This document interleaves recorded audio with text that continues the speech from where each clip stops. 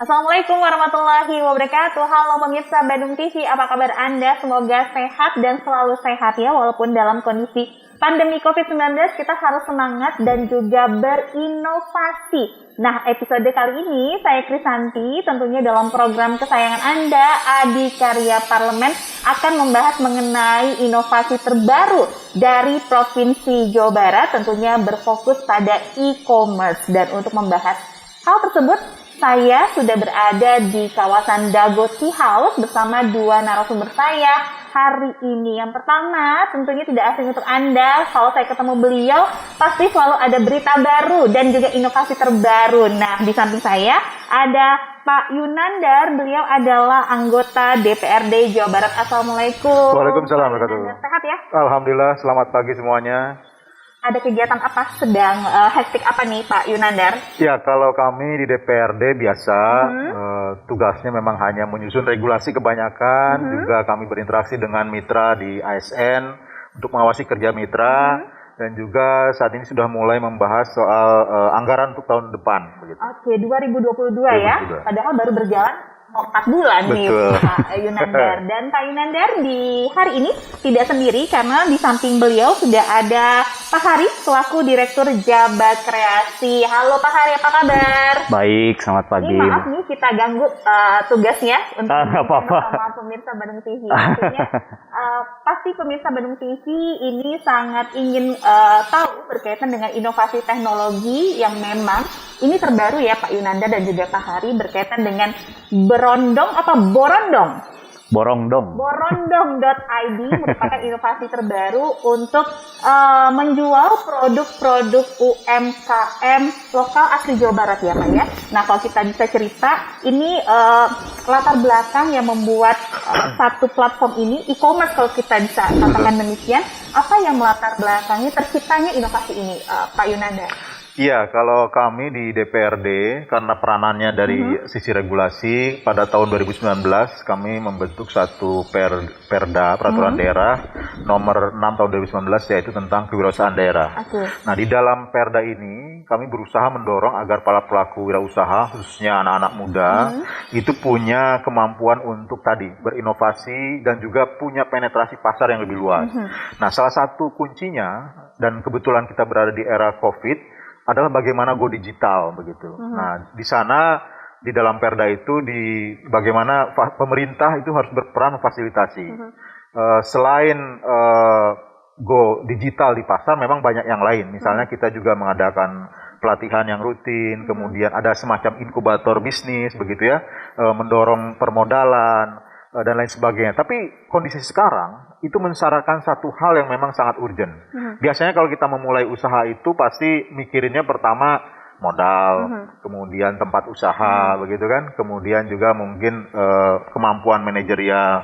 Tapi sekarang justru yang paling urgent adalah bagaimana bisa masuk ke dalam e-commerce tadi.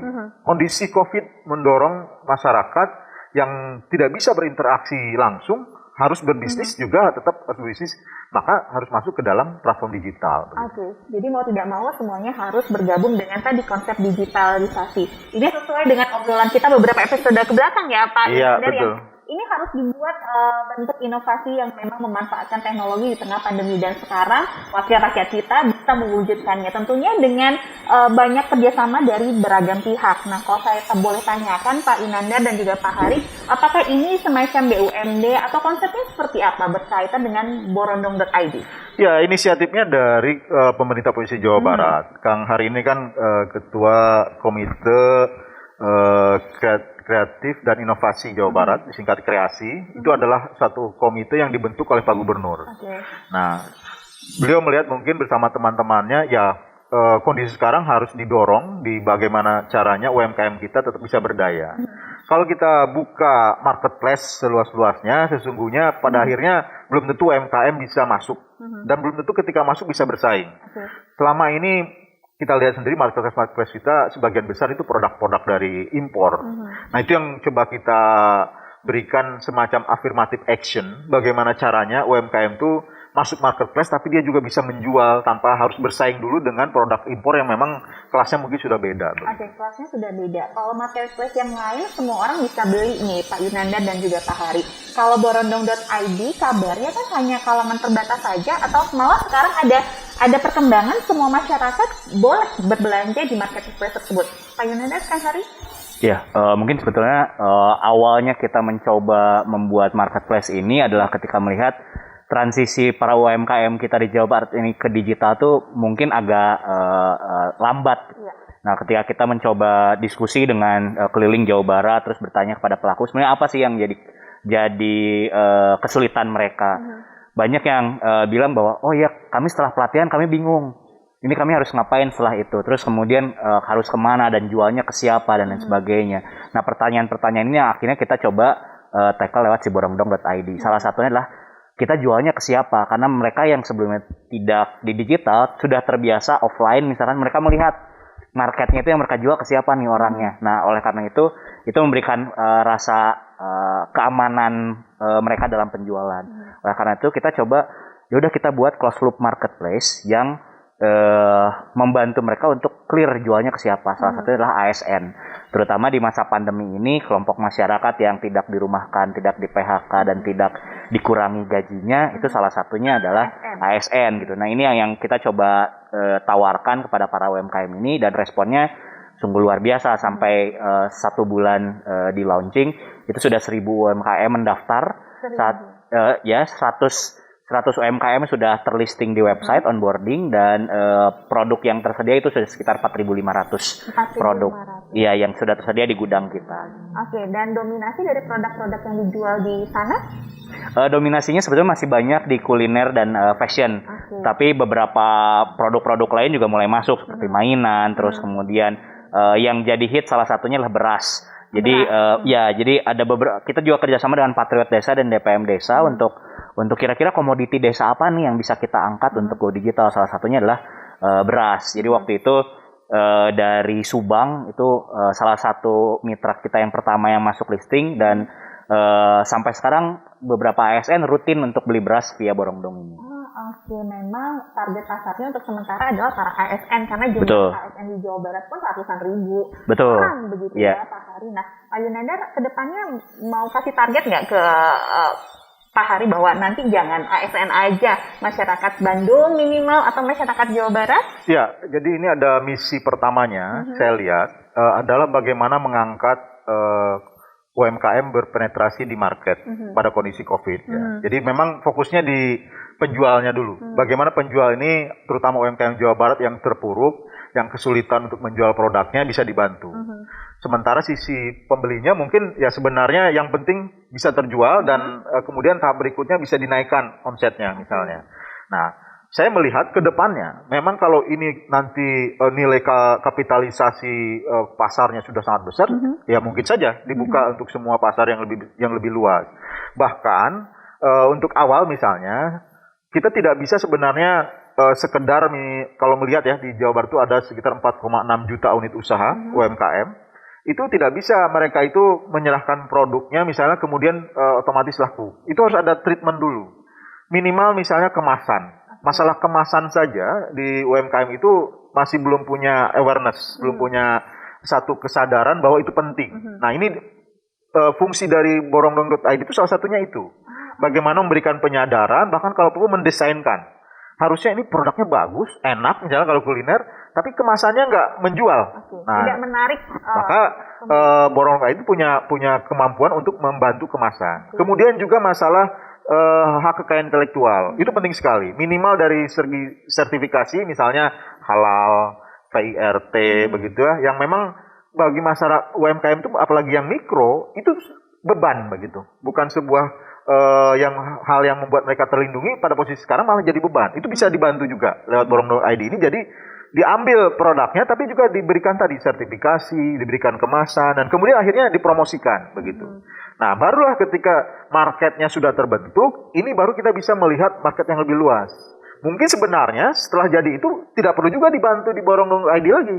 Dia bisa jual itu ke semua marketplace yang lain begitu. Kalau sudah teruji memang pasarnya terbentuk begitu itu menurut saya. Nah, yang kedua memang ini nanti kewajiban pemerintah itu bagaimana mempromosikan ini ke market yang lebih luas. Misalnya ya, ke wilayah Indonesia yang lain. Kita mungkin tidak menyadari produk-produk Jawa Barat itu sangat-sangat berkualitas kalau di Indonesia. Buktinya apa? Ekspor industri kreatif Indonesia itu 30% lebih dari Jawa Barat. Artinya kita punya kekuatan di sana. Nah, dibandingkan wilayah lain, provinsi lain, misalnya di Indonesia Timur, sudah pasti saya yakin kita unggul. Nah, tapi harus ada misi muhibah ke sana untuk mempromosikan ini. Baik mempromosikan produknya maupun mempromosikan borongdong.id-nya begitu. Jadi itu kewajiban pemerintahnya, datang ke sana misalnya dari Dinas Perindustrian Perdagangan beserta rombongan untuk mempromosikan baik itu borong.id-nya, buka pameran di daerah Indonesia Timur begitu, maupun produk-produknya. Saya kira begitu. Oke. Dari ribuan mitra yang sudah listing di borong.id dari yang statement Pak Hari sampaikan, dari mereka persentase yang memang harus diperbaiki, dilengkapi dari sudut pandang Pak Yunanda, ada berapa banyak, Pak? Ya, sebetulnya sekarang memang kita masih dalam proses tahap kurasi karena kita juga senang ya ternyata animonya banyak gitu, dan memang tadi banyak permasalahan-permasalahan yang disebutkan memang betul ada masalah kemasan, terus kemudian terutama yang sebenarnya menjadi trouble utama itu adalah masalah PIRT gitu. Karena kami kan sistemnya ini gudang terpusat dulu untuk bulan pertama. Kenapa gudang terpusat? Karena nanti kita ada tim marketing sendiri di marketplace.id-nya ini yang mencoba, oke, kita kumpulkan nih produk-produk UMKM. Kalau satu produk nggak laku, gimana kalau kita bundling dengan produk yang lain gitu. Dan itu kan hanya bisa dilakukan di gudang terpusat. Nah, ketika kita bicara tentang gudang terpusat atau fulfillment service seperti ini, permasalahan paling utama berikutnya adalah kemasan gitu. Bagaimana dia aman ketika ditaruh di gudang, bagaimana dia delivery friendly dan lain sebagainya. Nah, ini juga yang akhirnya jadi catatan-catatan kita kepada para UMKM yang belum sempat bisa masuk atau listing atau masih menunggu giliran untuk masuk. Jadi memang semuanya dihandle oleh borondong.id sampai Betul. dengan penjualan. Jadi kalau misalnya Anda masih ragu lagi untuk menjadi mitra borondong.id, jangan khawatir, segala hal yang memang menjadi kekurangan akan dilengkapi oleh borondong.id. Sudah juga disampaikan awal Pak Yunanda berkaitan dengan packaging, izin, kemudian SNI dan tidaknya juga diurusin ya Pak ya? Iya, insya Allah. Ya. Insya Allah diurusin. Buat Anda yang masih penasaran dengan platform e-commerce dari borondong.id, nanti kita akan lanjutkan perbincangannya tentunya masih dalam program Adikarya Parlemen.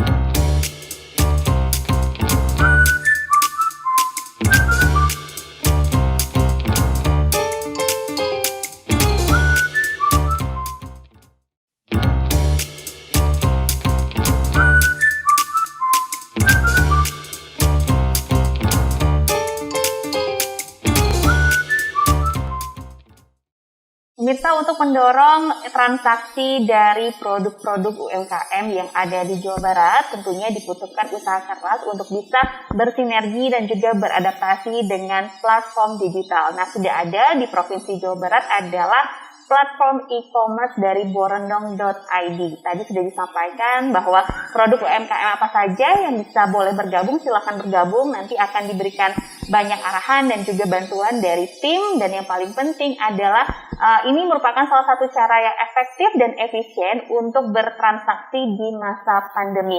Nah, selanjutnya, adakah standar-standar khusus atau jenis usaha khusus yang boleh masuk ke dalam platform ini?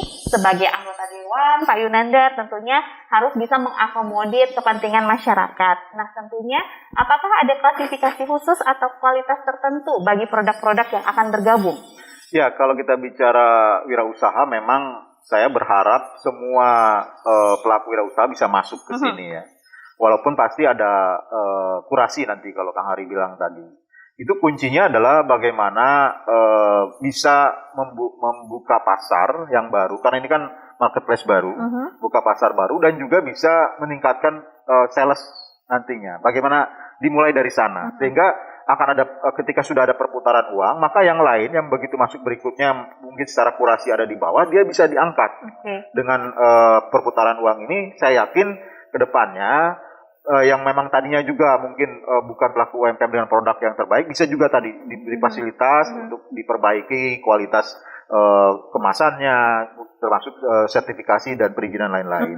Nah, tapi saya juga berharap ini sifatnya kolaboratif. Jadi karena ini dimulai sebagai upaya untuk meningkatkan kapasitas market penetrasi dari UMKM Jawa Barat, maka seluruh komponen setidaknya di pemerintah Provinsi Jawa Barat itu harus ikut membantu. Jadi tadi saya misalnya mengatakan dinas perindustrian perdagangan misalnya dia harus membantu bagaimana memasarkan baik borongdong.id-nya sebagai sebuah brand maupun produk-produknya dipromosikan ke berbagai wilayah di Indonesia misalnya. Itu bisa online maupun offline. Dan demikian juga dengan dinas-dinas yang lain.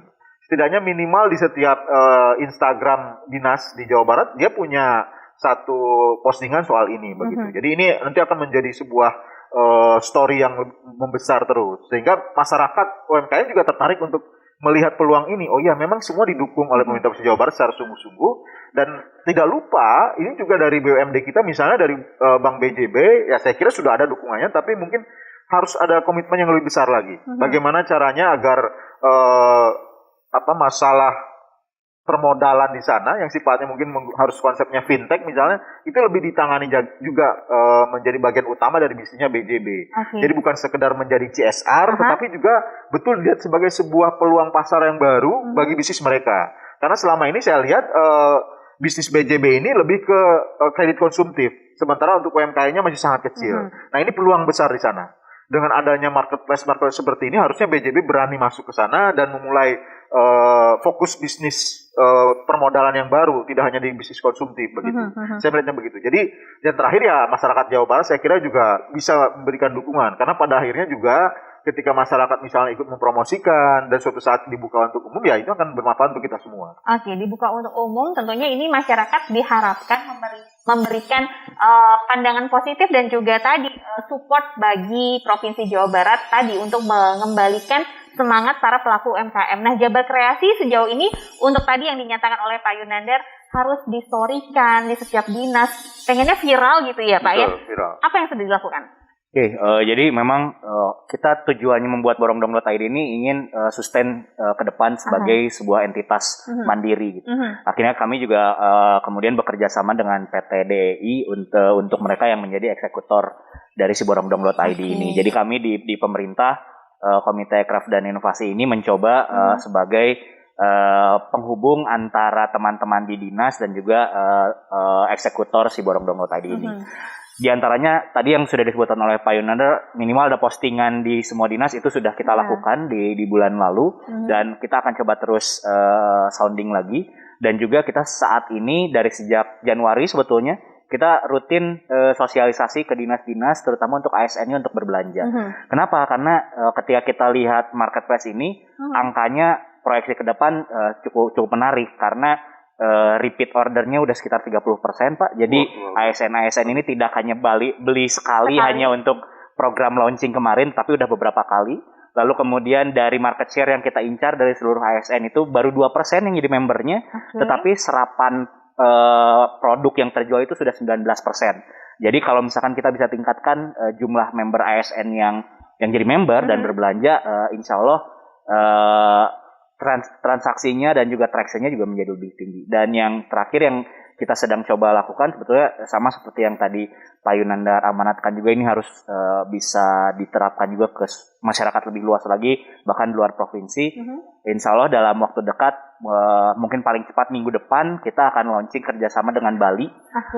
Program inisiatif dari Gubernur Bali dan juga Gubernur Jawa Barat, itu programnya Beli Bali. Beli Bali? Iya, dan kami juga kemarin rombongan besar Jawa Barat sudah ke Bali minggu lalu, itu dari Diskauka, Diskominfo, dan juga Disparbud, sudah bekerja sama dengan Pemprov Bali untuk produk-produk UMKM Bali yang selama pandemi ini sampai minus 12%, itu kita coba ingin bantu untuk dibeli, dapat dipasarkan di borongdong.id. Begitu pula produk-produk Jawa Barat nanti. Betul, jadi nanti akan ada, kedepannya kami harapkan ini bisa menjadi sebuah platform yang bisa kita gunakan bersama-sama, tidak hanya untuk membantu teman-teman di Jawa Barat, tapi dari Jawa Barat juga bisa membantu teman-teman di daerah lain. Kenapa Bali? Jogja lebih dekat dari Jawa Barat. Jadi sebetulnya kalau Bali, kalau Bali tumbuh, Jawa Barat juga sebetulnya tumbuh. Oh, oke. Jadi standarnya di sana ya. Betul, karena banyak sekali Produk kita produk-produk dijual di Produk sana. ya. Iya, karena produk kita banyak yang dijual di sana. Oke. Dan ada paguyuban pengrajin Jawa Barat di Bali juga. Oke. Bali itu etalase produk Jawa Barat. Keterikatan secara emosional dan juga bisnis ada di sana Betul. ya. Gitu ya. Oke. Selanjutnya Pak Yunander, pengusaha-pengusaha apa saja yang boleh nantinya masuk ke borondong.id, kemudian nextnya ada Beli Bali. Ya, kalau saya sebenarnya tidak membatasi pengusahanya. Jadi asal itu memang berasal dari Jawa Barat, diberikan kesempatan pertama. Kita nanti suatu saat ya kalau mau jadi besar itu harus membuka untuk semua pengusaha Indonesia ya artinya. Nah, tapi untuk awal ini bagaimana caranya memfasilitasi semua pelaku wirausaha, terutama yang tadi yang UMKM ini untuk masuk menjadi tidak hanya sekedar menjual sesungguhnya, tetapi mereka harus menjadi bagian dari sistem yang memang bisa naik kelas begitu. Kalau kita sekedar menjual, mah kita tinggal pakai marketplace yang ada.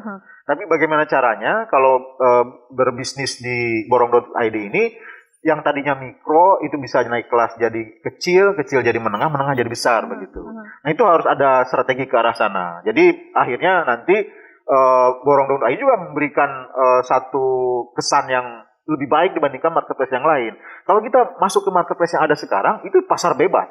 Tidak ada pembinaan kepada UMKM itu untuk bisa dia naik kelas. Itu terserah Anda misalnya. Anda buka toko ya, gimana caranya Anda sukses atau enggaknya tergantung Anda sendiri. Itu kan. Tapi kalau kita ke borong.id karena misi awalnya adalah bagaimana memulihkan para UMKM ini di kondisi Covid ini, bisnisnya ya artinya sekalian nanti ke depannya nanti seperti itu. Polanya adalah bagaimana caranya mereka bisa meningkatkan terus bisnisnya. Jadi di sana ada semacam pembinaan, di sana ada semacam bagaimana meningkatkan kualitas dari produknya begitu.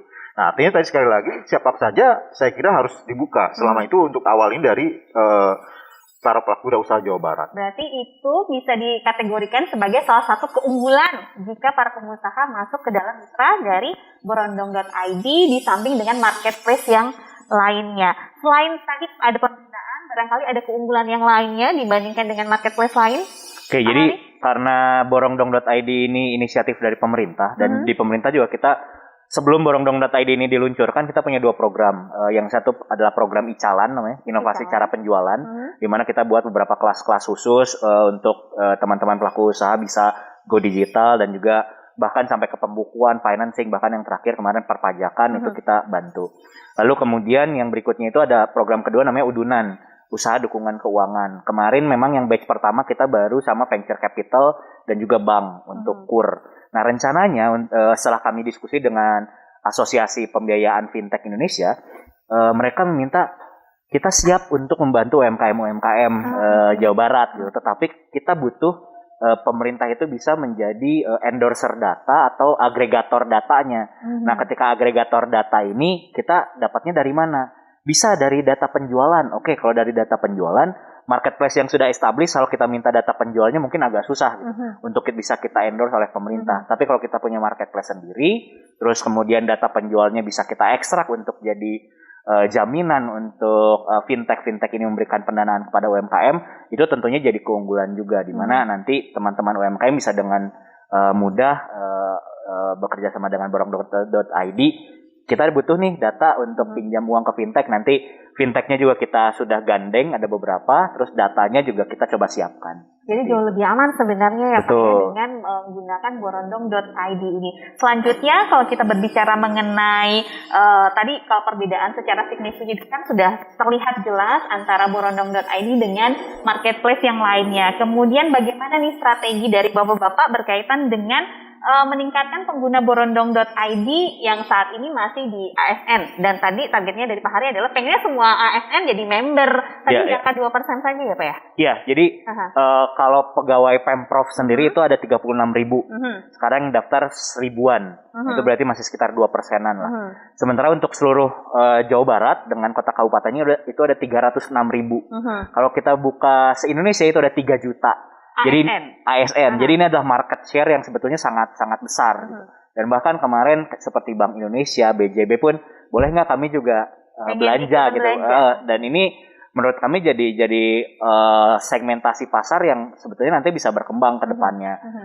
Memang kenapa kita masih coba fokus closed loop market, karena kita ingin ini menjadi salah satu solusi pandemi kemarin itu adalah kan clearance sale.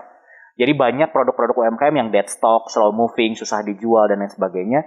Ya udah, yang penting terjual dulu, kita diskon, kita clearance, terus kita kerjasama dengan siapapun untuk free ongkir dan lain sebagainya. Itu jadi salah satu keunggulannya. Gitu. Nanti kedepannya ini akan jadi platform marketplace clearance sale juga mungkin bisa jadi seperti itu. Tapi kita nanti harus melihat juga persaingan usahanya nanti akan bagaimana, terus apakah nanti merusak harga pasar dari teman-teman UMKM-nya sendiri atau tidak gitu. Makanya ini masih closed loop market, diskon tapi hanya khusus untuk kalangan tertentu. Oke, jadi memberikan diskon khusus untuk kalangan tertentu saja. Nah, sebagai penutup nih untuk Pak Yunanda dan juga Pak Hari berkaitan dengan 5-10 tahun ke depan progres dari borondong.id, mungkin ada gambaran Pak Yunanda pertama?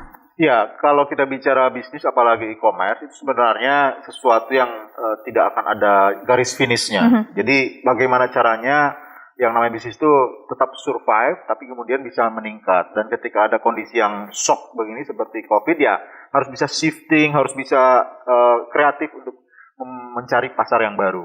Jadi kuncinya di sana untuk bisnis termasuk yang bisnis e-commerce. Dan saya berharap ke depan ya kolaborasi dan inovasi terus ditingkatkan. Artinya seluruh masyarakat Jawa Barat ini juga ikut membantu, ikut berkontribusi dan ikut merasakan manfaatnya dari borondong.id ini. Karena ini bisa jadi kebanggaan Jawa Barat. Dan betul-betul ini memang tujuannya adalah mengangkat perekonomian Jawa Barat secara keseluruhan dan dimulai dari UMKM-nya. Oke. Pak Hari? Ya, jadi karena kami di Kreasi ini sebagai lembaga non struktural yang tentunya ada batasan-batasan aturan yang membatasinya. Kami berharap si borondong.id ini setelah menjadi entitas mandiri itu dia bisa sustain ke depannya. Kenapa? Karena harapannya ini bisa menjadi platform milestone untuk UMKM di mana sebelum mereka terjun ke red ocean tadi yang pasar bebas di marketplace lain, mereka bisa berlatih dulu di borondong.id ini sehingga nanti harapannya ke depan itu borondong.id ini menjadi top of mind-nya UMKM ketika saya mau belajar digital ke borondong.id dulu dan itu yang jadi positioning yang ingin kami incar ke depannya. Luar biasa visi misi dari borondong.id ini, tempat belajar, tempat membantu para pelaku UMKM dan juga tempat membantu transaksinya antara pembeli dan juga penjual di tengah pandemi yang efektif dan efisien. Terima kasih Pak Yunanda selaku wakil rakyat sudah bisa mengakomodir harapan dari masyarakat Jawa Barat terutama para pelaku UMKM dan tetap tadi yang harus digarisbawahi adalah kita 5 sampai dengan 10 tahun ke depan platform e-commerce dari Jawa Barat ini akan terus survive dengan segala perubahan dan juga inovasinya. Betul ya Bapak-Bapak? Terima kasih sudah hadir bersama saya dalam program Adikarya Parlemen. Sukses selalu dan juga selamat menyelesaikan PR-PR yang ada. Dan jangan lupa jaga kesehatan. Dan untuk Anda pemirsa Bandung TV, terima kasih sudah bersama kami dalam program Adikarya Parlemen. Kita akan bertemu lagi di episode mendatang tentunya dengan bahasan yang berbeda. Jangan lupa patuhi protokol kesehatan dan kita dukung program pemerintah dengan vaksinasi COVID-19. Saya Krisanti pamit. Wassalamualaikum warahmatullahi wabarakatuh. Sampai jumpa.